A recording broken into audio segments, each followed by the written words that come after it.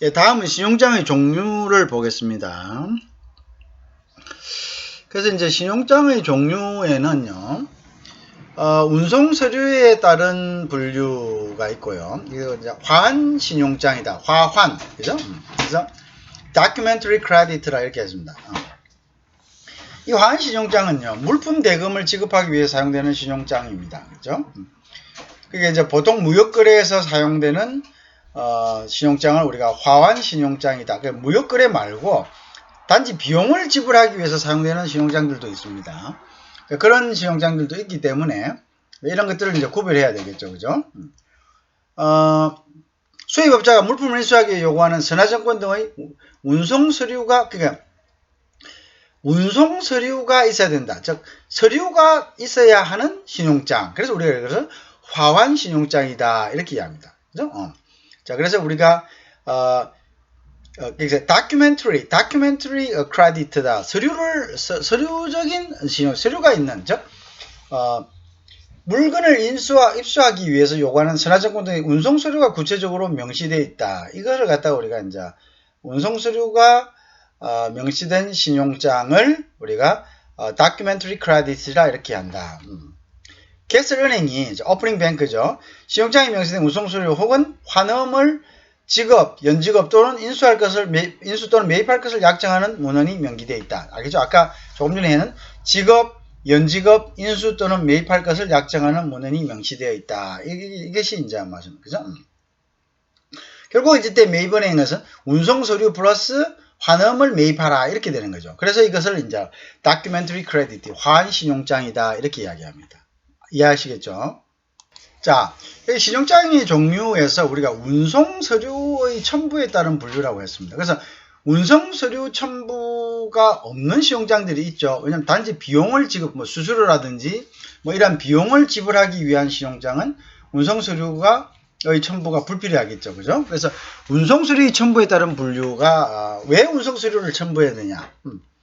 운송 서류에는 이제 어떤 게 있습니까? 우선 선화증권, 그 물건을 실었다는 BL.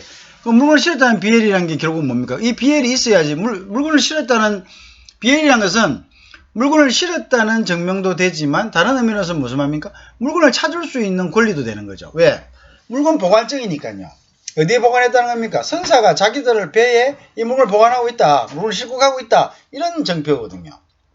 그러니까 결국은 뭐냐면 이것은 이러한 증표는 결국 BL이라는 이런 다큐멘터리가 필요한 거고, 이런 다큐멘터리, 즉 이 신용장은 결국은 물건의 비용을 지불하기 위한 거니까 내가 비용을 지불했으니까 결국 그 물건을 내가 찾을 수 있는 그러한 서류들을 요구하는 건 당연하겠죠. 그죠?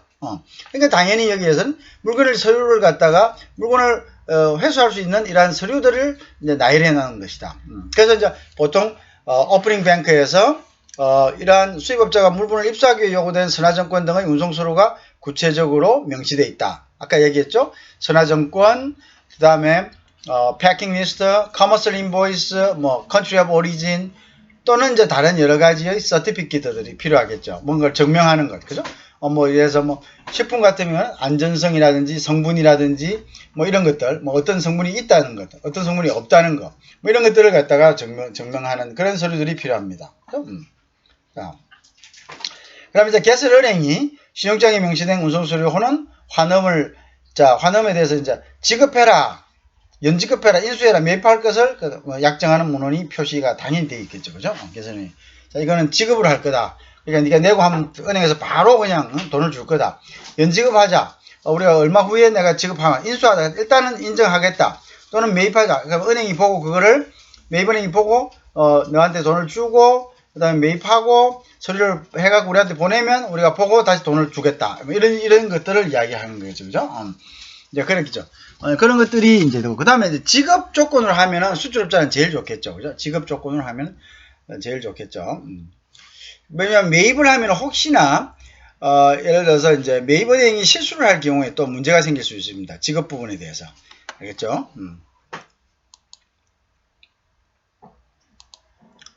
자, 그 다음에 이제 우리가 clean credit다 이란다. 자, 이 clean credit는 뭐냐면 다큐멘터리가 없는, 즉 무화환 신용장입니다. 운송서류 첨부 없이 수출업자가 발행한 환음으로, 그죠? 지급이 이루어집니다. 환음만으로만 지급이 이루어집니다. 자, 어떤 것이겠습니까? 자, 수출업자가 발행한 환음만, 즉, 수출업자가 발행한 환음이란 것은 결국 내가 니한테 돈 받을 거 있다. 그죠? 근데 운송수수 필요 있습니까? 없다. 운송수수 필요 없다는 것은 물건을 팔기 위한 신용장이 아니라 이런 운임, 보험료, 수수료. 자, 운임, 보험료, 수수료 내가 니한테 받을 거 있다. 돈 넣어라. 이거죠. 그죠? 맞죠? 내가 운임, 보험, 수수료. 자, 보험료 들어갔고 수수료 들어갔다. 자, 이 부분은 뭐냐면 이 부분은 뭔가 찾는 게 아니죠. 물건을 인수하는 게 아니기 때문에 이 부분은 어떻게? 단지 내가 너에게 받을 돈이 있다는 환음을 발행만 함으로써 뭔가 상대가 그것을 갖다가 환음을 매입함으로써 어떻게 된다고? 매입함으로써 바로 이게 돈이 지급되는 그런 걸 이야기하죠. 그죠? 예를 들어 수출업자가 내 운임 얼마 들었다, 보험료 얼마 들었다, 수수료 얼마 들었다. 자, 이 부분에서 돈 다오라고 수입업자에게 청구할 때는 무담보 신용장인 그랜 크레디트, 즉 무화한 신용장을 발행한다. 자, 그런데 이제 이 무화한 신용장이 크린 크레디트가 있고 여기에 이 상품을 파는 것은 아니다는 거죠. 이게 상품에 대한 결제 대금은 아닙니다. 자, 상품에 대한 결제 대금은 아니지만 이 크랜 크레디트에도 다큐멘터리가 첨부되는 경우가 있다 이거죠. 자, 이거 어떤 거냐면, 자, 그래서 다큐멘터리, 근데 다큐멘터리가 필요한데 다큐멘터리를 첨부하지 않는 것을 갖다가 그러면 다큐멘터리가 필요하지만 원래는 다큐멘터리 크레디트인데요. 다큐멘터리가 필요하지만 중간에 다큐멘터리를 크랜한다. 다큐멘터리를 없앤다. 다큐멘터리를 첨부하지 않는다. 이런 얘기예요. 그러니까 면제한다. 자, 운송서류가 필요한 거래이나 수입업자가 운송서류의 제시를 면제해준다. 이거 면제해주면 무슨 말이고? 그럼 면제해준다는 이야기는 이 사람한테 운송서류 안 받아도 물건을 안전하게 찾을 수 있다. 이거 믿음이 있다. 그러니까 이거는 뭐냐면 해외하고 본 지점 간에 믿을 수 있는 거래 간에 이용된다. 돈을 돈을만 주는 거예요. 그런데 그러면 자기가 물건을 인수할 수 있는 이런 권리를 인수하지 않는다. 그럼 그 권리는 무엇에서 인수됩니까? 서류죠. 일단 화물보관증, 운송증. 화물보관증이라는 것이 Bill of Lading인데요. 이게 선화증권이라 해서 저 어디에 보관한다면 자기들 배에 보관하고 있다. 자, 운송하면서. 자, 이거 필요한지, 이거 원래 필요하지만 좋다. 이거 포기해라. 그래서 Documentary Claim Credit다. 이렇게. 운송서류가 필요합니다. 커머스 인버스 필요합니다. 또 뭐가 필요합니까? 패킹 리스트 필요합니다. 그 다음 컨트롤블 필요합니다. 여러 가지 서티피케이트 필요합니다. 자, 그렇지만 우리는 믿을 수 있는 관계이기 때문에 언제든지, 내가 물건 찾으러 갔을 때는, BL이 없으면 BL을 스랜드 하면 됩니다. 스랜드 한다는 것은, 그 사람 BL을 안 가져와더라도 내가 이 사람한테 줘라. 이렇게 하면 되는 겁니다. 화주가. 누가? 수출업자가. 그걸로 이제 스랜드 BL이라 하는데요. 이 사람 BL을 안 가져갈 거다. 자, 이 BL은, 소각했다. 자, 즉, 결국 뭐냐면, 이 BL은 내가 없애버렸으니까, 이 BL을 가지고 나타날 사람은 없다. 그런 대신에, 이 사람은 내가, 이 사람에게 주어라. 라고 이제 해버리는 거죠. 그렇게 해버리면 굳이 BL을 갖다가, 그런데 예를 들어서 믿지 못하는 관계는 이 BL을 스랜드 안 해주면은 BL을 안 가져오면 선사에서 물건을 안 내주죠. 무슨 말 알겠죠? 화주가 BL을 소각했다. 이제 BL은 없고, BL이 없었기 때문에 화주도 못 삽니다. 그러니까 자기가 이제 어떻게, 그 사람에게 가서, 그 사람에게 줘라. 이렇게 했죠. 자, 그런데 만약 이렇게 되면 BL 발행할 필요가 없겠죠? 스랜드 BL 하면. 그런데, 예를 들어서, 만약에 이제 어떤 사람이, 돈만 받고 스랜드 BL 안 해주면 어떡합니까? 수입업자가 찾을 길이 없죠. 그러면 나중에 이 사람은 또 자기한테 다시 가져올 수도 있고, 그죠? 그런 이제 문제가 생기겠죠. 그러니까 이게 이제, 다큐멘터리 크레디트는 다큐멘터리 크레인까지를 같이 붙여야 되겠죠. 다큐멘터리를 면제한 크레디트다. 원래는 다큐멘터리 크레디트인데. 무슨 말 알겠죠? 자, 수입업자가,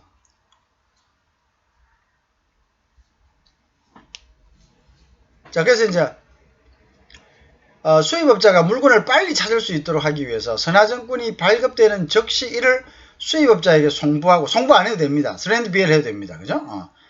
그 후 수출업자는 환원만 발행하여 그 다음에 수출 대금을 찾아가는 거죠. 그죠? 그래서 수출업자는 환원만, 그래서 여러 가지 다큐멘터리가 필요하면은 시간이 많이 걸릴 수가 있으니까요. 그죠? 그래서 그 수출업자는 환원만 발행하여 수출 대금을 찾아가는 것을 우리가 뭐냐 하면은 다큐멘터리 클레임 크레디트다. 그래서 이거 잘 알아야 되죠.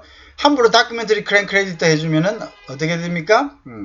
그냥 가가지고 환원만 발행하고 수출업자가 물건을 찾아가 버립니다. 그죠? 그러면 수입업자는 아무것도 지금 서류를 받을 수가 없는 거죠. 그래서 우리가 이게 다큐멘터리 크레디트가 어떤 거고, 다큐멘터리 클레임 크레디트가 어떤 거고, 크레디트가 어떤 거, 이게 정도를 알아야 되죠. 모르면은 완전히 180도 뒤바뀐 결과가 나타날 수 있습니다. 알겠죠? 자, 그래서 수입업자가 화물을 빨리 찾을 수 있도록 하기 위해서 선화증권이 발급되는 즉시 이를 수입업자에 송부하거나 또는 선화증권을 서렌더 할 수 있습니다. 이후 서렌더하거나 선화증권은 파기했다. 그러니까 이 사람한테 지급하면 된다. 이렇게 하는 거예요. 그러면 그 사람은 이제 선화증권을 안 가져가도 수입업자는 선사에서 물건을 내주는 거예요. 디오를 발행합니다. 그 후 수출업자는 환원만 발행하여 수출 대금을 찾아간다. 이렇게 되어 있죠. 자, 그래 했고요. 이제 그 다음 우리가 이제 봐야 될 것을, 그거는 이제 우리가 다큐멘터리 여부에 따라서 우리가 화환 또는 무화환이라고 했죠. 그죠? 그 다음에 이제 우리가 해야 될 것이 취소 가능 여부에 따른 분류입니다. 취소 가능 신용장이 있고 취소 불능 신용장이 있습니다. 자, revocable, irrevocable 이렇게 되죠. revocable 취소 가능. 원래 신용장은 취소하면 안 되죠. 원래 신용장의 취지는 아닙니다. 그죠? 취소할 수 있다면 신용장이라 할 수 있습니까? 신용장은 수출업자가 오다가 떨어지면은 취소할 수 없기 때문에 나는 물건만 만들면 돈을 받을 수 있다는 뭡니까? 그러한 신뢰가 있기 때문에 신용장을 갖다가 믿고 거래를 하는 거죠.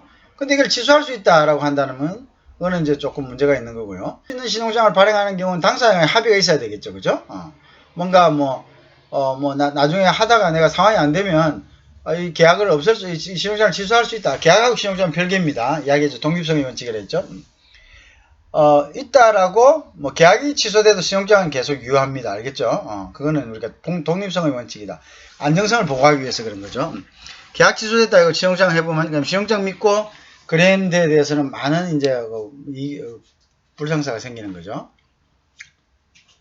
자, 그래서 이제 취소가 예를 들어서 그러면 이제 취소될 수도 있고 변경될 수도 있다 이렇게 된다면 신용장 거래를 안 하는 게 좋습니다. 왜냐하면 이제 신용장 나중에 이제 계약의 흥별 사유가 발생했어요. 이거 아니다. 계약할 때의 내용하고 틀리다. 이런 잠재력이 있음에도 불구하고 신용장 거래로 했다. 결제를. 그러면 그거는 계약이 취소가 돼도 신용장은 그대로 살아 있습니다. 그러면 결국은 수출업자는 돈을 그대로 회수해 갈 수가 있는 거죠. 그럼 수입업자 입장에서는 난감한 상황이 되는 겁니다. 그래서 신용장하고 계약은 별개이다. 독립성이다. 이런 걸 꼭 아셔야 됩니다.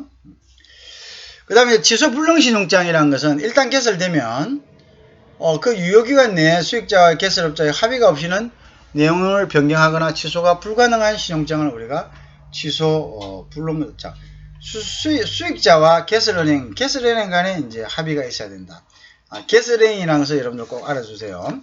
베네피셔리하고 개설은행 간입니다. 합의가 없이는 내용 변경이나 그 다음에 취소가 불가능하다. 내용 변경도 마찬가지입니다. 신용장이 왔잖아요. 그러면 신용장의 내용이 자기가 이거 신용장이라는 것은 엄격성의 원칙입니다. 신용장에서 요구하는 사항이 즉 수입업자의 요구사항이겠죠. 요구사항을 수출업자가 맞추지 못하면 내고가 안됩니다. 매입이 안됩니다. 그것을 엄격성의 원칙. 매입이 안 될 때를 우리가 이제 불일치다 이래서 신용장 요구사항과 수출업자가 준비한 요구사항이 맞지 않다. 그래서 그걸 우리가 discrepancy다 이렇게 해가지고 지급이 안 되고 그 다음에 어떻습니까? 그 다음에 우리가 갖다가 이제 다시 개설은행에다가 물어보죠. 그 물어보는 절차를 우리가 추심한다 이렇게 추심한다. 자, 근데 그거는 이제 일단 유효하게 됐을 때고요. 유효하게 되기 전에 신용장이 도래했을 때 왔을 때는 수입업자는 이것이 자기가 지킬 수 있는 내용인지 아닌지를 먼저 검토해 봐야 됩니다. 왜? 취소불능이기 때문에 그렇죠. 수출업자가 신용장을 받아서 이의제기를 하지 않고 그러니까 이의제기하기 정정 요구 즉 어멘드 LC를 하지 않고 진행을 하다가 나중에 뭐 나 못하겠다 하면 그때는 손해배상 문제가 발생하겠죠. 그죠? 자, 그래서 이제 일단 봅니다. 자, 보고 이게 내가 감당할 수 없는 거다 그러면 어멘드 LC를 신청해야 됩니다. 개설은행에다가. 어멘드 LC라는 것은 결국은 LC를 갖다가 어떻게 수정해 달라는 요구 사항입니다. 자, 그러면 이제 그 요구 사항에 받아들이면 개설은행이 LC는 이제 계속적으로 유효가 되는 거고요. 받아들이지 않으면 이제 그것으로서 이제 LC는 효력을 잃게 되는 거죠. 그죠? 자, 그 다음에 이제 대부분 신용장은 취소불능이 당연하겠죠. 취소불능이 돼야지 신용장의 의미죠. 신용장이라는 것은 결국은 쌍방간에 신용이 없기 때문에 그 신용을 은행의 신용을 빌려서 서로가 거래를 하는 겁니다. 그러면은 수출업자한테서의 가장 큰 신뢰는 은행의 신뢰는 뭐냐면 물건 만들면 돈 준다는 거죠. 근데 물건 만들고 있는데 나중에 신용장이 취소돼 버린다면 그거는 뭐 아무 의미가 없는 거고 그거는 정말 황당한 상황이 되는 거니까 원래의 신용장은 취소불능이 되는 것이 당연하겠죠. 그죠? 자, 그래서 우리나라는 취소불능 신용장만 인정하고 있습니다. 우리나라에서 신용장이라면 취소불능 신용장이다.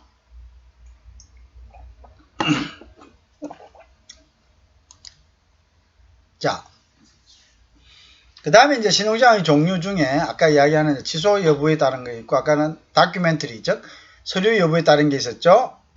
그 다음에 이제 죄송합니다. 상환권 상환 청구권 아까 얘기했죠. 아까 리콜스 즉 우리 그걸 소구라고 이야기합니다. 그 소구란 말이 내가 어디서 나왔는지 일본 쪽에서 나온 것 같은데요. 일단 소구 무슨 말입니까? 매입은행이 매입을 했습니다. 돈을 줬습니다. 자, 뭐 지급 방법이라 이거는 바로 뭐 매입은행이 자기 돈 주고 하는 게 아니고 바로 돈 받아놨다가 주는 거니까 아무 문제가 없습니다. 연지급이나 이런 거는. 매입은행이 이제 일단 서류를 매입을 했어요.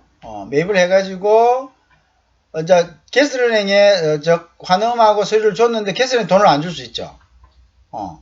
못 줄 수 있어 상황에서. 이럴 때 이제 매입은행 개설은행 돈 안 왔습니다. 가져간 돈 주세요라고 수출업자에게 요구하는 것을 우리가 소구 내지는 리콜스 또는 상환 청구다 이렇게 이야기합니다. 자 그렇게 해서 이제 되는데요. 자 그럴 경우에 보통 이제 개설은행이 매입 신용장에 대해서 이제 매입은행이 매입하고 환음하고 서류를 갖다가 개설은행으로 보내줬을 때 돈을 안 보내는 경우가 있습니다. 자 은행에 문제가 있을 경우도 있고 또 어떨 경우입니까? 서류하자. 이 서류 아니다. 당신 그 매입 잘못했다 이렇게 하는 거죠. 누구 은행에? 매입은행에 개설은행이 이거 어떻게 왜 이렇게 내고 잘못하셨네요. 우리가 요구하는 서류 상황하고 똑같지 않게 잘못하셨네요. 라고 했을 때 돈을 이미 줬다 이 말이죠. 그렇게 되면은 매입은행은 이에 대해서 이제 굉장히 이제 황당해지는 거죠. 그럴 때 이제 이 개설은행은 돈을 보내지 않고 다시 이 서류와 환음을 매입은행에게 다시 보내게 됩니다. 반송합니다. 이때 수출업자에게 이미 지급한 수출 대금을 되돌려 주세요라고 법적으로 요청할 수 있는 신용장을 우리가 상환 청구 가능 신용장이다 이렇게 이야기합니다. 알겠죠? 그것을 그러니까 이제 표시에는 with recours라는 소구. 자, with recours인데요. 자, 이 with recours라는 표시가 있든 없든 간에 상환 청구가 가능한 신용장, 즉,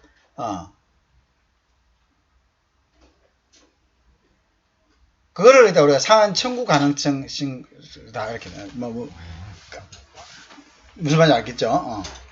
with recours라는 표시가 있든 없든 간에 상환 청구가 청구 가능한 신용장으로 우리 원칙적으로는 이제 간주를 하고 있습니다. 하고 조금. 자, 그래서 자, 그래서 이제 보죠. 그 다음에 이제 without recourse라는 표시가 있는 신용장을 우리가 상환 청구 불능 신용장이다 이라는. 자, 아까가 똑같은 상황이죠. 매입은행과 같은 환음의 선의 소지자. 자, 매입은행은 환음을 갖다가 가지고 있습니다. 그죠? 그 다음에 또 이 환음, 일단 매입한 환음에 대해서 상환 청구를 할 수 없게 된다. 자, 그래서 이제 이건 뭐냐면은 매입하고 돈 받았다 이 말이죠. 그럼 그 사람은 이제 선의 소지인이 되는 거죠. 그죠? 왜냐면 이제 이거는 뭐 시스템에 의해 가지고 매입해 주는 걸로 돼 있으니까요. 근데 이게 이제 일단 돈을 줘버린 이상은요. 매입한 환음, 즉 매입한 환음이죠. 환음을 매입했잖아요. 매입은행이 돈 줬다. 돈 주고 돈 준 표시가 환음이니까요. 내가 돈 줬다. 그러니까 그 사람이 받을 권리를 내가 가져와야 되니까 이제 그 사람은 발행하거나 환음을 발행하거나 수출업자는 아니면 또 환음을 갖다가 배설한 사람이 있겠죠. 그다음 배설한 것은 환음의 최종 소유자가 그걸 갖다가 이제 다시 이제 뭡니까? 은행 넘길 때 우리 그걸 배설하죠. 자, 그런데 우리나라 의원법상은 환음에 대해서는 상환 청구가 가능합니다. 그래서 우리는 상환 청구 불능 신용장은 인정되지 않습니다. 무슨 알겠죠? 알아야 됩니다. 자, 그래서 우리나라에는 그러니까 은행이 언제든지 뭡니까? 잘못됐으면 자기가 다시 돈 주세요 할 수 있다는 거예요. 응? 이 부분이 참 문제가 있죠, 그죠? 자, 그래서 뭐 그런 경우는 거의 없습니다만은 뭐 서류가 잘못되고 서류 똑바로 갖춰주면 돼요, 그죠? 서류 똑바로 갖춰주면 된다, 그죠? 자, 그렇다, 그죠? 그리고 이제 매입은행이 예를 들어서 매입은행이 아니라 예를 들어서 지급은행이 조금 문제가 있을 것 같으면 어떻게 하면 됩니까? 컨퍼밍 뱅크를 세우는 거죠. 확정은행을 세우면 수출업자는 지급은행 또는 확정은행에 선택적으로 확인은행에 선택적으로 보정은행이죠. 일종의 선택적으로 청구를 할 수가 있습니다. 그죠?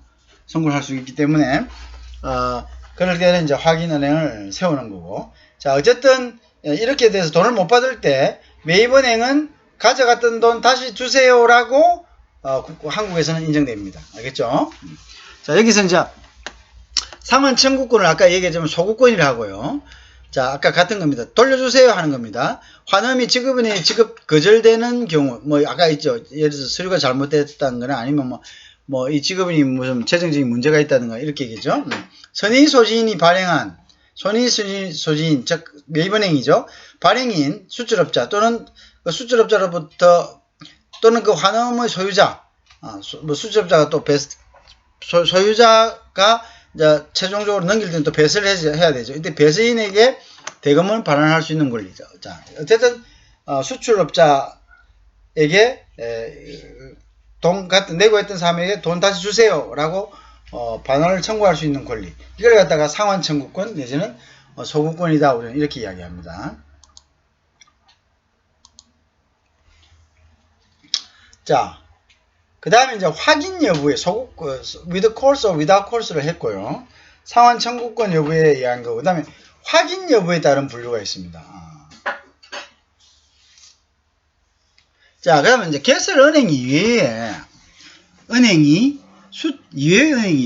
수출업자가 발행한 환음의 지급, 그죠? 연지급 인수 매입을 다시 한번 확약해 주는 시험. 아까 조금 전에 말씀드렸죠. 컨퍼밍 뱅크먼트, 컨퍼밍 LC. 즉, 우리가, 확약 신용장. 자, 만약에, 개설은행이, 돈 못 주면 내가 주겠다라는 거죠. 그죠? 그에 대해서. 그걸 이야기합니다. 아까 조금 전에 말씀드렸죠? 개설은행의 신용도가 낮을 경우에는 수출업자가 요구해야 되죠. 그죠? 자, 확인은행은 통전이 되는 경우가 많습니다. 자, 아까 얘기했죠? 예를 들어서, 우리나라 같은 경우는 소구권을 인정하고 있습니다. 매입은행이 예를 들어서 무슨 문제, 개설은행이 돈을 안 주거나 아니면 무슨 서류상의 하자 때문에 다시 돈 주세요라고 한다. 뭐 서류 때문에 하자 때문에 하는 거는 그거는 이제 개설은행 문제가 아니지만 개설은행이 어떤 재정적으로 나중에 지급 불능이 되는 경우가 있겠죠. 자, 이런 경우를 생각한다면 이거 좀 못 믿겠다 생각한다면 여러분들 어떻게 해야 됩니까? 여기 있는 확인은행을 세운다는 거죠. 그래서 이제 확인은행이 있느냐 없느냐에 따라서 이것이 확인 신용장이냐 아니냐를 우리가 판가름 한다. 그죠? 그러면 수익자가 예를 들어서 이제 통지은행, 즉 확인은행, 즉 이럴 경우에 이제 확인은행은 컨퍼밍 뱅크는 대부분 notifying 또는 advising 뱅크, 즉 통지은행이 된다. 신용장이 왔습니다라고 이제 그죠? 통지하는 은행이 된다. 그죠? 자, 그래서 이제 우리가 보통 개설은행에다가 확인은행 해주세요라고 이야기합니다. 그러면 개설은행은 확인은행을 세우고 그 다음에 이 확인은행을 통해서 신용장을 수출자에게 통지하는 그런 형식을 취하는 경우가 대부분입니다. 무슨 말 알겠죠? 요거 이제 확인은행을 세워주세요, 안 세워주세요 하는 것은 개설은행에, 즉 개설 의뢰인한테 우리가 요구를 할 수가 있겠죠.